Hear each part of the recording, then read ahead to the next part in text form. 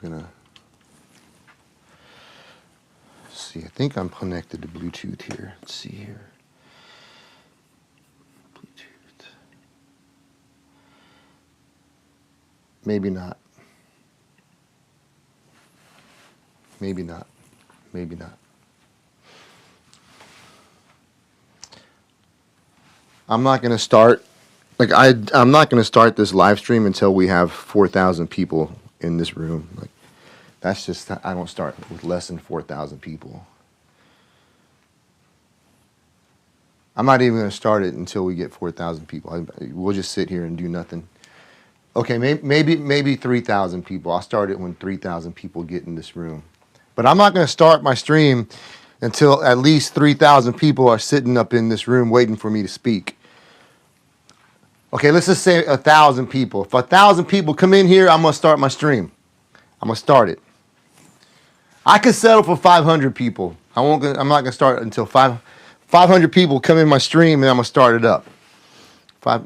Maybe 100 people. If 100 people come in my stream, I'm not starting until 100 people are in here. At least 50 people. 50 people, or I'm not gonna start nothing. 50 people until 50 people can. All right, at least 20 people. I'm not going to start for 20 people. If 20 people ain't in here, I ain't going to start. I don't talk at all.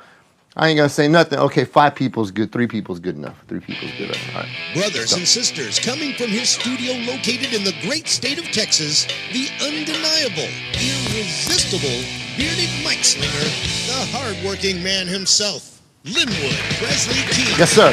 Yes, sir. Come on. Come on. Come on. Good morning. Keep it up. Keep it up. Keep it up. Come on. Keep it up. Yes, sir. Freddie. Channel 3, Freddie. Channel 3. Channel 3, Freddie. It's Channel 3, Freddie. Channel 3. Freddie, come on, man. Bro. Freddie. Yes, thank you, Freddie. Come on. I tell you every morning, Freddie. Every morning we come in here, Freddie. I say, Channel 3. Sorry, y'all. Sorry. It's all right, Freddie. Hey, come here. Come here. Come here. Give me a hug. Look at. Come here. High five. Flip it. Back. Punch. Fist bump. Oh, Freddie, I'm not mad at you, bro. I'm not mad at you, brother. Look, it's Channel 3 every day. We've been doing this for 4 years now. 4 years we come in here. It's Channel 3. Are you dyslexic? Are you thinking it's Channel 8? Maybe you need glasses? It's not. Okay, just, you got this next time. Good morning, y'all. That's my boy, Freddie. What's up, Tommy? Freddie's a good man. You know I love you, Freddie. Freddie's been helping me for a while now. He's not free. You're not free. Because I take you eat lunch once in a while, so you're not free. Freddie doesn't work for free for me, but he donates a lot of time, and I appreciate you. Listen, let's go for cigars at 10 o'clock today. I'm going to take you to get a cigar. Freddie's a good man. Well, good morning, y'all. I had a last-minute gig last night, and it was good. I feel bad. I'm not streaming on Facebook right now because, first of all, my iPad don't want to cooperate with me, so I can't even stream on Facebook right now. So upset with that thing. I'm not yelling at you, Freddie. Freddie always thinks I yell. Anyhow, I can't go on Facebook right now because something's going on with it. My iPad battery died, and I connected my connectors to it, and it needs to be having more power. So anyhow, they're not going to be able to hear what I'm going to say. So y'all special today. Meta, no YouTube, no Twitch, just TikTok. Today is all about TikTok. I got a call last night. Usually I take my days off on about every day. About every day is my day off, to be honest with you. No one ever wants to work with old Linwood. But anyhow, I was sitting here at home enjoying the weather. And I was just kind of, I gotten up and helped my wife. My new job in the mornings, y'all, is my wife expects me to make breakfast every morning. And it's okay, though. It's okay. I didn't start making breakfast, really. The only thing I was ever good at making breakfast was French toast. That's my thing. French toast is my thing. I can make French toast perfectly. I mean, have you ever been around someone that makes good French toast before? Have you ever been around? Yeah, yeah. My French toast is good. My French toast is good. And that's all. That's the only thing I've ever really made for my kids throughout their whole lives. In the morning, Daddy, I'm making French toast. Well, I started working out in last May. Last May, I started training. You probably can't tell. You probably can't tell. Maybe you can. I can see a little. I can tell a little bit. I started training last May because I was getting ready. I came off a hiatus because my band, for some reason, I thought I had a band. I thought I had a band, and maybe they got amongst themselves and said, hey, let's not play shows anymore and let's just kind of fade it out. And I think maybe they did that. I'm not sure, but I decided last May I had one big show coming up with Legs Diamond. I don't think I've ever heard of Legs Diamond. Has anybody ever heard of Legs Diamond? Anybody? Yeah, Legs Diamond? They're a rock and roll band from the 60s. They're a 60s band. They're from the 60s.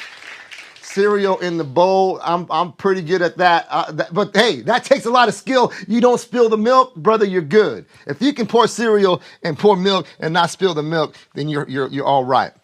But I was getting ready for a show last April. It was really January. I was coming into the year 2024, spiraling out of control, yo. I had no shows. I had no get. My TikTok was only at around. I have maybe freaking, I don't know, like 7,000 followers on TikTok, and my live streams were getting like 3 people. It's like kind of like today, 3 people. But I was coming into 2024 a little worried because I had accumulated a ton of debt. Anytime you start a new business, when you ever start a new business, sometimes you do get yourself into debt. Only thing for me is this business has been going for 20 years, and I accumulated even more debt.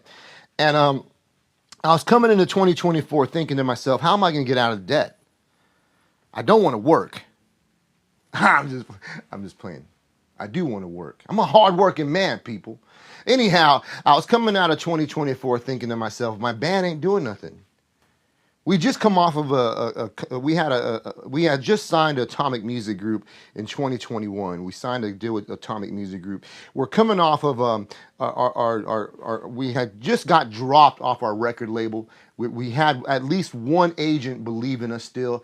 We were gonna start hitting it hard. And 2021, we signed this deal with Atomic Music Group only because Mike Kelly's a good man, and he really believes in Lenny King. And my band didn't want to tour. It wasn't that they didn't want to tour; they couldn't tour. They didn't set their lives up right, I guess. I don't know.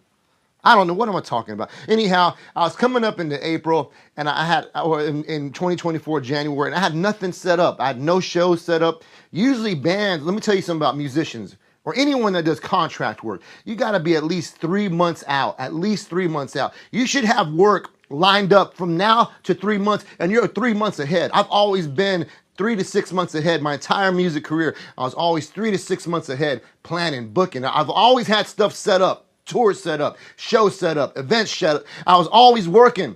But I came to a point, after COVID happened, I got to a point where even though we had to pull back on COVID, I was still trying to advance and work and get tours set up and stuff lined up. But it just seemed like every time there was something offered, there was always a reason why somebody couldn't do it.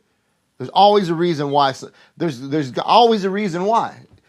Look at when you have your business or whatever you dream of doing, whatever you're working on, there's going to be someone that always tells you no, whether it's in your circle or it's out of your circle. And so I was coming into 2024 and I had nothing set up. And I was really looking at my bank account and thinking to myself, how am I going to provide for my wife and kids? I do own a business. I own a couple of businesses. One's seasonal, and it does well during the season. The other one, it's a year-round thing. But I went from making. Let me tell you like this. My 1099 for that company used to be. Our company 1099 used to be about $400,000 a year, 420 a year. That was our 1099. Now that 1099 for the business is probably close to 150,000, 100,000.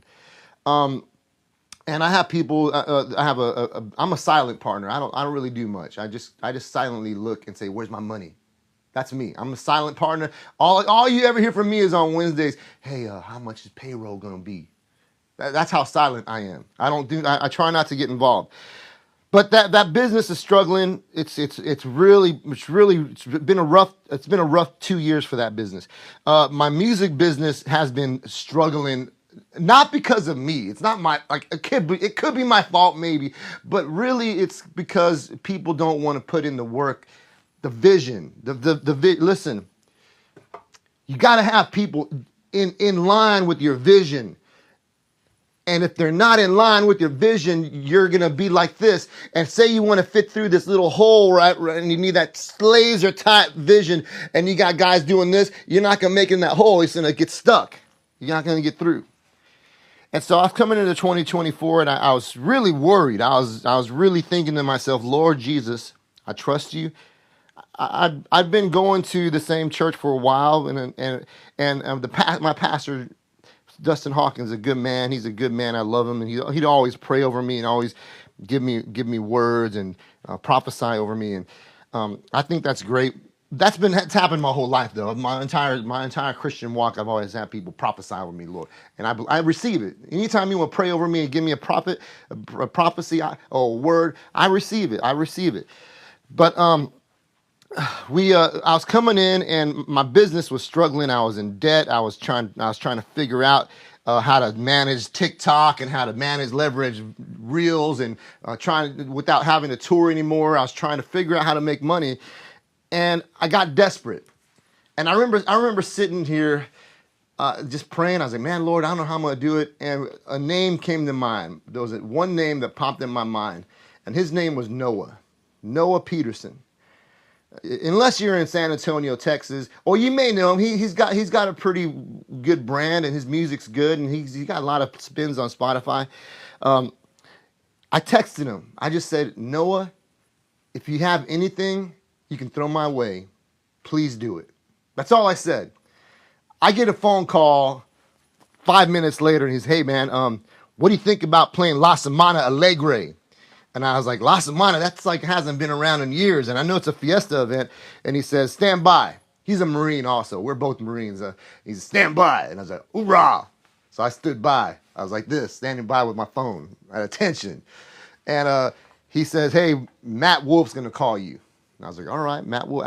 I know Matt Wolf because now in my city, in my area, Matt Wolf he's a really very good promoter. He does good events. He does big events. He used to do the Maverick Music Fest. He does the Coffee Fest. Now he does La Semana Alegre. He does the Taco Fest. He does a lot of nice events here in San Antonio, Texas. And I get a call from Matt Wolf. He's like, hey, Linwood, I haven't heard much about the band you can't say the name of. I changed the name so I can say the name. The name of the band's Linwood King and the Revival. It used to be the band I can't say the name of because it's legal stuff. But now, thank God, I got ownership of all my masters, and I give the musicians that wrote the songs with me, I give them their publishing. But he was calling me saying, hey, I haven't heard much about y'all, but I want to give you this opportunity. Do you want to play a show with Legs Diamond? And I said, of course I do. And we worked up our guarantee. You know, he gave me a nice guarantee. We worked up a contract, and I got my manager. I have an AI band manager. His name's Rick Dalton, and I got Rick Dalton to get involved, and we worked up a good contract. And then so what we did was we locked it in, and that was in January, and the show was in April. So I said to myself, I got to really show out. I got to show out for this event because to be honest, I've been like off the radar with my band. We've been off the radar. No one's heard us play or anything. And so I decided I was going to try and start getting in better shape. So my wife and I started waking up at 4 a.m., going to the gym at 5. She didn't know I knew how to cook. And I said all that to get to this. I know. You don't have to tell me. I know.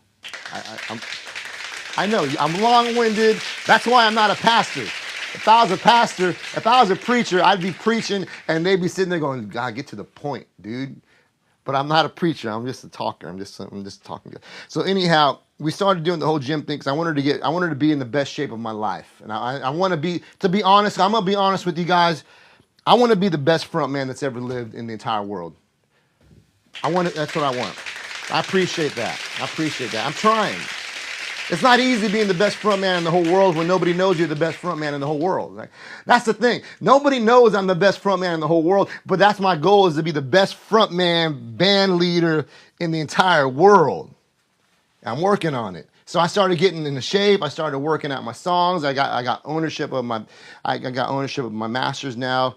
The band, the musicians again that work these songs with me, that were a part of my band, they have their publishing. They're getting their publishing. They're getting their royalties. They're getting their credit. But I decided I'm going to try and be fit. I started eating healthier. I was weighing 217, and now I was down to 193. But then this whole thing got in me. I was like, I'm 193 now. I'm going to go eat whatever I want. And I stopped training as hard as I did. So now I'm back to 198. I'm about 200 to 198. I know you can't tell. I know you can't tell, but anyhow, my goal is to be 185 by April, because that's my 1 year anniversary. Is April 15th is when I started working out. In the process of doing all the working out, I started cooking. I started doing salads, and I started making steak every morning, and I'd make steak and avocado, and and it got to because back in the day, look, I'll be honest with you, I used to just sleep and let my wife get the kids ready for work, because I'd be like, I worked last night at a show. That was my life. I played music and I stayed up real late, and I'd get home at 2, 3 in the morning, and I'd go to bed, and my wife would let me sleep. I've seen the moves. Oh, I hope it didn't hit you. But I used to play gigs and work until 3, 4 in the morning. I'd come home, my wife would let me sleep in. And so I think after COVID happened, and I was still kind of in this thing where I'd sleep in and let her get the kids ready. But then she put her foot down. She's like, hey, I need you to help me in the morning. So now what I do is I get up and I started cooking breakfast. And my wife didn't know I could make breakfast as good as I make it. It's just natural, dude. I don't know how I get so good at cooking. It's because I have a little thermostat, and I just kind of put it together. Thank you. And I just kind of, it's not really me. It's not really me. I kind of wing it. Like everything else in life, I just wing it, and I learn as I go. But now I'm making breakfast. I'm getting up, and if you can see, I made pancakes this morning. Some of the pancake mixes on my shirt. I made pancake and eggs and sausage. But as I started cooking, I started realizing how my wife must feel, because she always makes dinner. She would make breakfast, lunch, and dinner every day. And I start to feel her pain, because I remember she would cook dinner, and no, I would eat. I eat anything my wife makes. I eat it. I'll eat whatever she makes. I eat it. My kids, though, they wouldn't eat it. And she, I imagine after a few years, she just said, screw it. I ain't going to say nothing. Just give the leftovers to our animals. And we have a bunch of chickens and goats, and they'll eat all the leftovers. And they make bigger eggs with the leftovers, by the way. And so now that I'm cooking, right, I get so offended. I get so mad if I cook something and nobody eats it when it's hot. Oh, that makes me mad. I want you to eat my food when it's hot, or at least warm. My kids, man, I'll make breakfast. I'll be twirling around the living room. I'll be walking in and out of the kitchen. I'll be walking out the kitchen with this, and I twirl around. I'll be, here's some breakfast, and I'll just toss it right in front of them on the sofa. I don't even make them come to the table. I put it on the sofa right next to them. Oh, here's breakfast. Them kids don't even touch it. They sit there, and I'm like, hey, eat your breakfast. 20 minutes, and then it's time to get them to school. Bro, I walked in the house after we took them to school, and their breakfast still on the sofa, sitting there, cold. Oh, it burns me up. It hurts my feelings, to be honest with you. And I think my wife probably has gone through that for the past 30 years or whatever, 20 years. Dealing with kids not eating, you're sitting there freaking cooking and getting all that stuff flipped over, making the pancake, and then no one eats it. It's offensive, y'all. It's offensive. I remember being on tour one time, and we happened to play in Houston, Texas, and my mom was in Houston at the time. She was visiting family members, and we were on tour, and my band had got to we were invited to stay the night where my mom was, and I remember clearly I love, my mom makes the best pancakes and eggs, man. Oh, I loved it. And I remember getting up in the morning. My mom had made the spread. She made the pancakes, the bacon, she did everything, the eggs. She had it all laid out. And I remember I got up and I was so happy and ready to eat. And not one of my band members ate breakfast.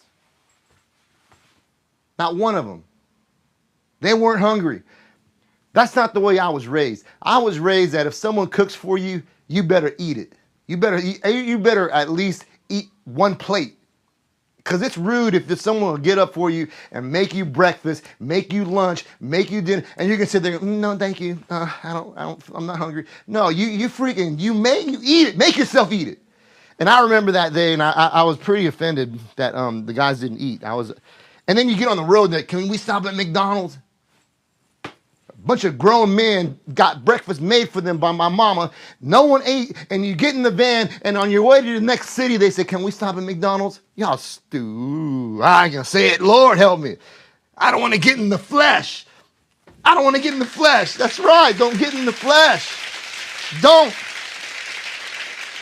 get in the flesh. Lord help me, Jesus. But I started cooking, and now my wife expects it. Now she expects me to cook every morning, as if I expect her to do my laundry or I don't expect, but my wife are you making breakfast today? And I'm like, yes, ma'am. Get out there and make breakfast. I'm just playing. She's not like that.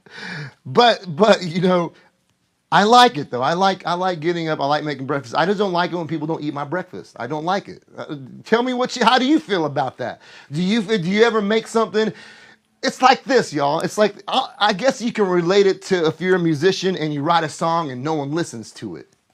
You know, you put out an album and you're like so proud of it and you toss it and nobody listens to it and hey, did you hear my record? Hey, did you hear my song? It's like going, hey, did you taste my food? Did you like my food? Every time I cook, man, I got this chicken recipe I learned from my Navy buddy in San Diego. He sent me the recipe, and it's so good, and I make it now. And every time I make the recipe, the first thing I do is I won't even eat, but I want to watch you eat it. And if you're eating it, I'm like, do you like it? Is it good? All right, yeah. It's good. And that's how musicians are. And that's pretty much how anyone that does art or anything, actually, like if you're a carpenter and you freaking cut a nice piece of crown molding, and you say, hey, you like that crown? You see that? You see that crown molding? That's how it is when you cook food and no one eats it. Oh, you didn't see it? You didn't like it? What's up, Shakes? Good to see you, brother. Just talking, just kind of hanging out. But so I decided I was going to get in shape. I was going to get ready. I started. Now I did fall off a little bit. But I think what happens is you get to a point where you just have to make the decision. What are you going to do for yourself? What are you going to do for yourself? Because I'm a team player. I've always felt like I needed a team. I've always had the need to have someone with me. And it wasn't until when I started doing this whole live looping thing, which is super scary, by the way. And I have, every time I'm gonna do a live looping performance, I get nervous and I gotta pee like 5 times before I start. It's not the same as when you're in a band and you walk on stage with 5 brothers that have been putting the work with you and you're gonna get in there and you're all together. This is more like you're by yourself, and if you screw up, everyone knows you screwed up because it's all you. And so I would just really, I decided though I have to try and do things alone. As much as I don't want to and as much as you don't want to, sometimes you have to attack things by yourself. And the hardest part of being in business with other people, and this is the truth, because I've been in business with other people, I've been in business for myself, and the hardest part is somebody has got to lead. Somebody's got to lead. And everyone's either going to follow suit and follow the leader, or it's going to fall apart. And I learned that with my first business, that my first legit business, where I had to get an EIN, and I started getting my 1099. Like my first legit business, I had a business partner, and he was the mind of the whole company. He was like, he knew how to do everything. I didn't know how to do. I just fronted the money, and the whole thing fell apart because hindsight, I kind of feel like he thought he should be running the business by himself because I wasn't doing nothing. Because I really wasn't. I was touring and I was recording music, and I just fronted him the money, and he ran the whole company, and I was like, where's my check? And I think he got to a point, because I was getting 50%. I worked out a deal where anytime we made profit, I wanted 50%. And it lasted about probably 9 months. It lasted. And he left. He just dropped me. But he left me at the wrong time, because we had just got this sweet contract with Lowe's Home Improvement. And he left, and I had this contract that I had nothing, had no idea how to do the work that Lowe's was asking me to do, but I faked it. And that was a blessing when he left, although I was scared, because now at that time I was alone. I was scared, but I had to figure it out, and that contract turned into a $400,000 a year contract that really paid for funded a lot of my touring, a lot of my music. Like I look back and I laugh, and I don't really laugh, but I chuckle on how God works, because I've had 3 good record deals in my music career. And they were good. I had Pamplin Music Group, was a major distribution deal. I had Universal in EMG Fontana. I had a deal with an independent label called First Amendment. And so I was fortunate to have record deals, but I was double fortunate that I started this business, because that business funded a lot of my touring. That business funded that when we weren't on tour and my bandmates needed work, that business offered them work to be able to make while we weren't touring. So it really was good that he left me. But when he left me at the time, I was in a position where I had to humble myself, and I had to figure stuff out. And fortunately, by God's grace and his favor, my business is still going. I don't do nothing except call every Wednesday, say, where's my profit? Is there any profit? And it probably upsets them, but it's still going. And I'm still here playing music. I had a gig last night. It was just kind of like, thank God, I needed the money. But sometimes, as you're trying to grow, you're forced in these positions where you have to be alone. You have to be alone. It could be in relationships. I joke about it, but ever since I was a little kid, I had to have a girlfriend. I'm serious, man. I remember being 5 years old thinking I needed a girlfriend. And believe it or not, I would literally try and find girlfriends all throughout my school. I'd always get broken up with or have my heart broken. But I had this thing. I didn't want to be alone. And then when I first was graduating high school, I had a girlfriend at the time. And I remember I had gotten saved. I was walking with Jesus, and I felt good about being alone. I felt like I wanted to be alone. And I remember I tried to break up with my girlfriend. I just was fixing to graduate high school. I was leaving the boot camp on July the 13th of that year. And I remember it was May, and I was end of May, almost once you're going to graduate. And I tried to break up with my girlfriend because I really wanted to start in the Marines just alone with me and God. And I should have probably stuck with that. But when I went to break up with her, she begged me. She cried. It was just like devastating. And I went ahead and I stayed with her. I shouldn't have. I wish hindsight, listen, people, here's the thing. If you really don't want to be with somebody, just break it off. Just end it. Don't get married and then do it 5 years later or 3 years later. Just don't do it. Just break it off. But I ended up just staying with her. And I went to boot camp. We ended up getting married. And lo and behold, she didn't want to be married after all. 5 years later, she didn't want to be married. But let me just say, I always had somebody though. I was always trying to have. I had somebody with me in music and in business. And it finally got to a point. I guess last year, man, I was feeling like God. I think last year is when it really just kind of hit me, but it was before then. I felt in my heart the Lord just saying it's going to end.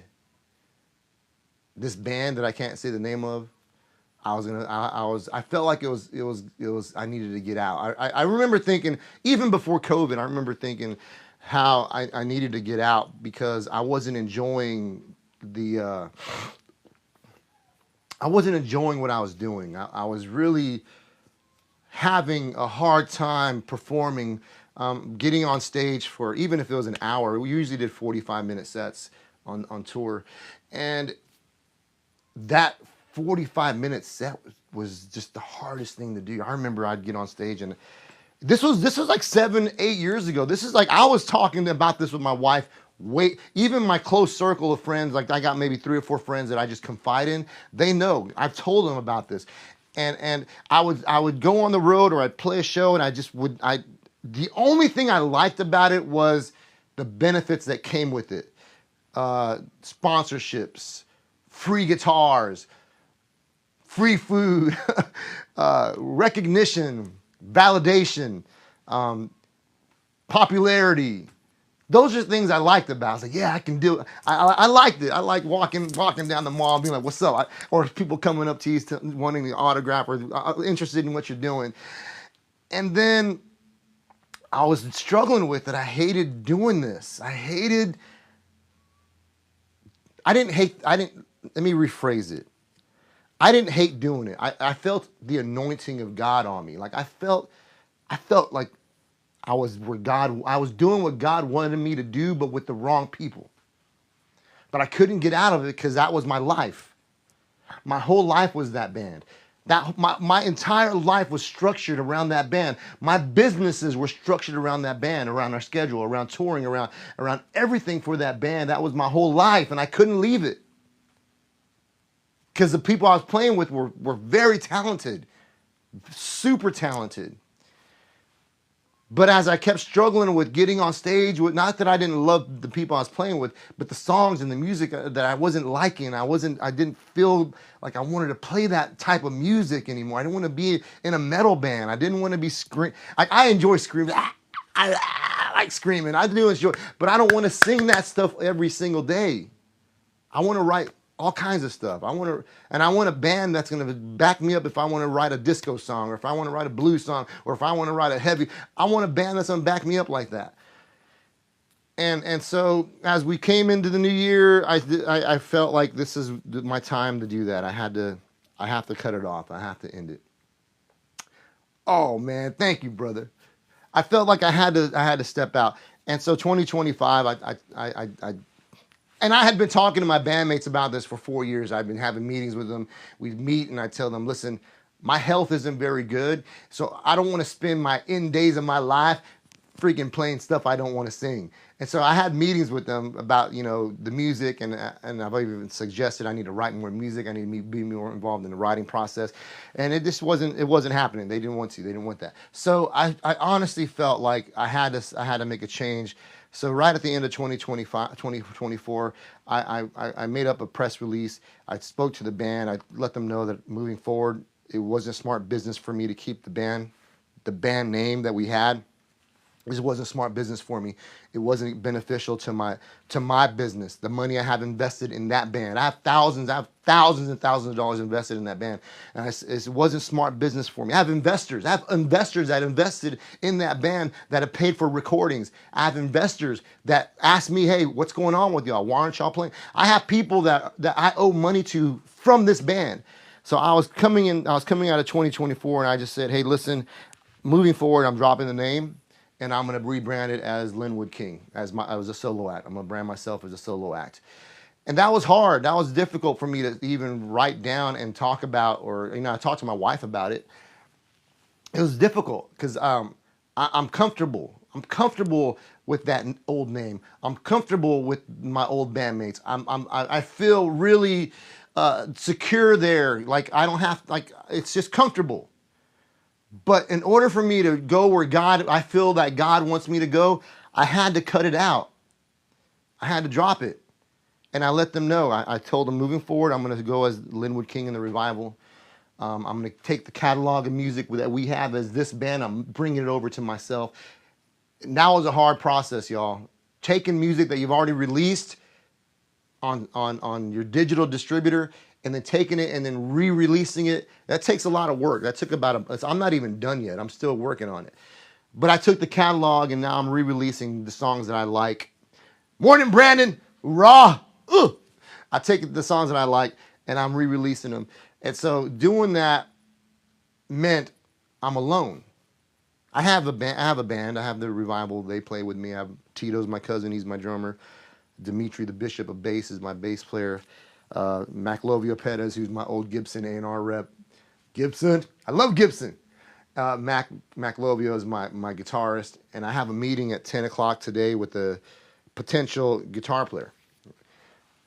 And I just met the organist from my church, Place for Life. He was going to Quest Church over in Oklahoma. He's in San Antonio, and I just played a show on Saturday, and I saw him at the event, and we were talking, and we really vibed, and he seems like he'd be wanting to play organs with me. So it is a lot of changes, and I have a good band, and I love my bandmates, but I had to try and you have to really think about this, man. This is another fact of life. This is you're truly the in the long run, the people who are going to be with you in the long run is your family. And that's the truth. You can have you can have great friends right now. You can have good people around you. But at the very end of it, man, it's your wife and your kids. They're going to be the ones that are with you no matter what you decide. If you decide to be a rock star, if you decide to be a carpenter, if you decide to be a manager at a box store, whatever your decision, whatever you decide to do, your family's going to be there with you. And so watch out. I made a lot of mistakes. I'll be honest with you. I was talking to a friend of mine the other day. And I don't think about it often, but when I was really into making my mark in music and doing my very best to be, what I wanted to be. I wanted to be a touring musician. I wanted to sell records, and it takes a toll on the family. It's almost like, and it's not. Don't get offended by this, but it's kind of like being in the military. When I was in the Marines, you get sent somewhere, you get TDY, you get deployed, you go and you're gone 30 days on security detail doing something stupid. And your family has no say in it. You get, hey, this is my job, I gotta do it. Being a musician or whatever, outside the military, being a musician, you have say in it. I have say in it. I can say no to a tour, but my mentality was I can't say no. I got to do this. And I was gone a lot. And I missed a lot of things. And I hurt a lot of people.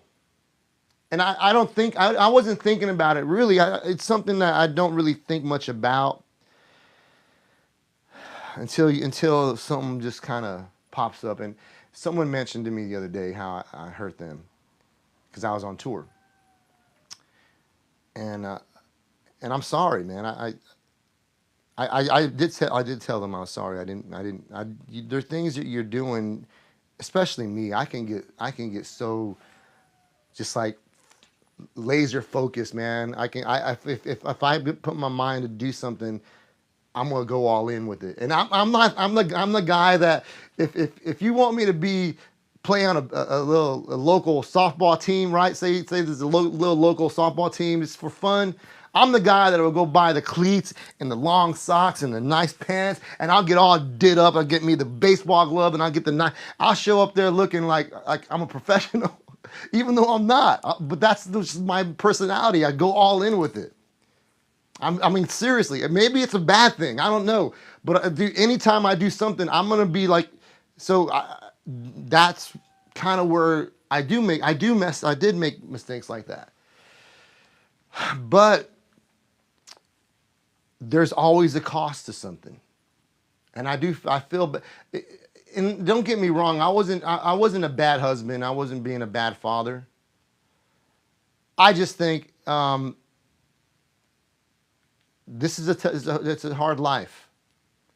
If this is the life you're going to choose, it's a hard life. It's a hard life because, like, I was out, like, I wish I could make money playing TikTok after, and like, I wish I was making money right now doing TikTok videos, right?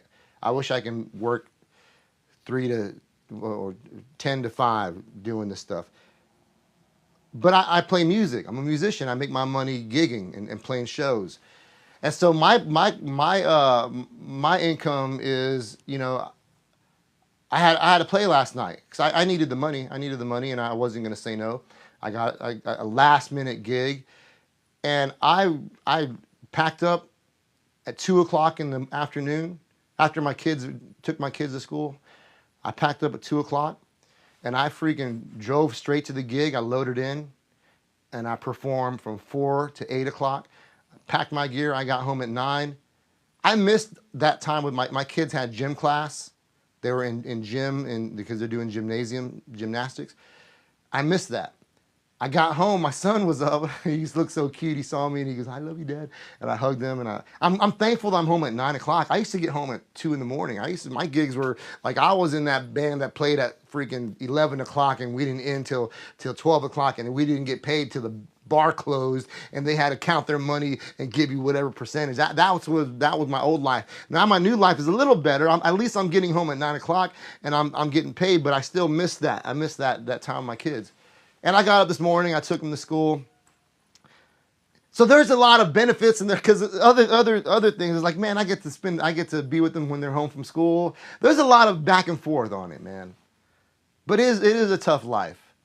Anytime you're an entrepreneur, it's a tough life. I remember when I first started playing music, I didn't do this. By the way, don't do this. You don't have to do this.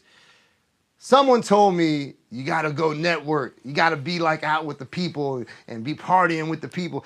And I never was about that. I think your talent will make way for you. I think your talent is going to make your way. Like, I don't believe I got to go party with someone just to get your approval. That's one thing at least I can tell you guys. I didn't have to go out to strip clubs with anybody. I knew other bands did. I had a promoter one time, a big promoter, come to town, and he did like events in San Antonio, in Houston, in Killeen, and in Austin. He was a big promoter. He big tours, and he brought in 3 Days Grace one time, and there was a big thing, and he got all the local bands together, and he was like, because anytime you're a big promoter bringing in 3 Days Grace, you have every local band eating out your hand. They're like, "Come here, you want to open up for 3 Days Grace?" And one time he had everyone meet with him, and I knew who he was, so I was cool with him, but he wanted everyone to go to a strip club. There's like all the band leaders were together, and he was like, "We're going to a strip club. Come on, Linwood." And I was like, "No, I don't go to strip clubs, man. I don't need to. If that's gonna get me a show with you, then I don't need that show." And many times I had the opportunity to network with people at a strip club, and I'd tell them, "No, that's not me." You don't have to do that. Just keep focusing on your craft and on your talent and develop yourself. Make it to where people see you doing your thing and they're drawn to you and they want to work with you. That's one thing I've never had to do. I've never had to do a bump of cocaine, or I never had to go to a strip club. I never had to be with this person or that person. I never had to do anything that was morally against my Christian values, because God made it to where when the Bible says that you see a man skilled in his work, he will stand before kings. That's how God works. So don't lower yourself to get noticed. I never went to clubs. I never went to clubs and hung out till 3 in the morning trying to get a gig. Don't do that. Just make yourself the best possible show. Practice as hard as you can. Get the gigs, get the offers, go open up for so-and-so. Start there, and then you're going to develop your fan base, and people are going to start following you. You're going to buy your merch, and then you're going to get the bigger shows. You're going to get the bigger deals. But don't go against your values. Don't go against what's important. What's important to me is my faith in Jesus Christ and my kids and my wife. That's important. I want my kids to when they look back at my life, not be like my daddy used to be at the strip club, or my daddy used to be. If daddy was gone, it's because I was on tour and I was playing a rock and roll show, hoping to touch people's lives in a positive manner. Oh, great. Come on, TikTok. Freaking restricted me. What did I say that was offensive to TikTok? Always doing that stuff. Anyhow, but that's my advice to you young guys, man. Stick to your morals, stick to your values, protect your family, love Jesus with all your heart, love your wife with all your heart, and go after your dreams. It's hard, but if it was easy, as the great Jay Baumgartner once told me, if it was easy, everybody would do it. I said the C word. Oh, thanks, Brandon. Thank you. Now I know. I shouldn't have said that. Sorry, TikTok. but I remember. Let me tell you something. I'm gonna be straight honest with you. Nobody knows the secret sauce. I was in LA working with one of the greatest rock producers in the world, Jay Baumgartner. He produced Papa Roach, Korn, Limp Bizkit, POD, all the great bands from the 80s and 90s and the early. He was there. He was the man. And I remember when Jay was so polite. He'd always talk to me. We'd be outside. We'd go do a session, and we'd go back outside, and we'd sit on this little bench he had in front. And one time I was like, man, what's the secret? What do you have to do? And he was like, I don't even know. Just do what you love. And he was like, he says it's hard, but his thing was, if it was easy, everyone would do it. He'd said that on multiple. If it was easy, everyone would do it. And that's the truth, man. It's not easy, but it's worth it. I'm motivating. I'm talking to myself right now. I'm going to go knock out some Marine Corps push-ups after this. I'm going to get out there and do something. I have a meeting at 10 with a potential guitar player. And he seems like he might be the right guy. I'm not sure. He's about my age, which is good. I said I don't want to put an age limit on. Like, I know. Okay, listen. I know I'm not young. I'm. You probably think I'm young. Like, you probably think I'm about what he's about 25 maybe. I'm 52. But never in my musical career have I ever put an age. Like, even when I was a young man, I never put an age limit on talent. I never did. If you wanted to work with me and you were good, I didn't care. You can play guitar or whatever with me. There's never. But now that I'm older, I kind of feel like 21. But now that I'm older, I kind of feel like now these young cats are gonna be like, oh, he's too old. He's too old. So now I got something else to prove. But this guy that I've been talking to, he's about 55. The thing that I do like about him is I went and creeped his Facebook page. I was like, let me check this dude out. The couple of things I like about him: he's a family man. He's got wife, kids, and he loves them. Second thing I like about him is he has a job. Got a job. The dude has a job. He works. That's important. That's very important. Third thing is he's talented. He's just a good guitarist. He's good, and he knows his stuff. Three important things, man. Those are the three things that I would hope that you could say that about me. I love my family. I love the work, and I'm talented. Because I think if you have those three things, man, they kind of vibe off each other. If you love your family, you're going to work hard to take care of them, to provide for them. You're going to do what you can every day to make something happen for them, right? And if you got talent, right? Bro, come on. I seen you play. Don't be lying. You are talented. and you have great production, Brandon. Dude, like your production is great. That's why you get thousands of views, bro. I'm stuck at the hundreds or 200. I go to your page, bro. You got like 1,500, 2,000. Come on, you got great production and you're talented. But those are important values, man. Those are important values. I remember hearing this preacher preach one time, and he was like, when Jesus was out looking for his disciples, he wasn't looking for guys that were laying at home watching TV or chilling on the sofa or whatever they did back in the day. He was looking for guys that were working. You know that Peter was a fisherman. He was out there fishing, doing his job. Jesus wasn't about getting lazy people. He was about getting people of action. And I want to be a person of action. I want you to be a person of action. Let's be active while we're on this planet. Let's be active. Whatever God put in your heart, Lord, stir it back up again. Stir it up in all of us and help us to be active and take action in the calling that you have in our lives. I got to get going, y'all. Listen, thank you. Oh, you're clapping because I'm going. Thanks for hanging out with me. I got to get ready for the day. But do me a favor. My release, I have a new song coming out. It's not the greatest song, and I probably shouldn't have thrown it out there. But anyhow, February 28th, it's going to be released on Spotify and on Apple. If you get a chance, please go follow me on Spotify or Apple Music. I'd appreciate it. And try and stream that song for me. My goal is to at least have 100 listeners that day. That's good for me.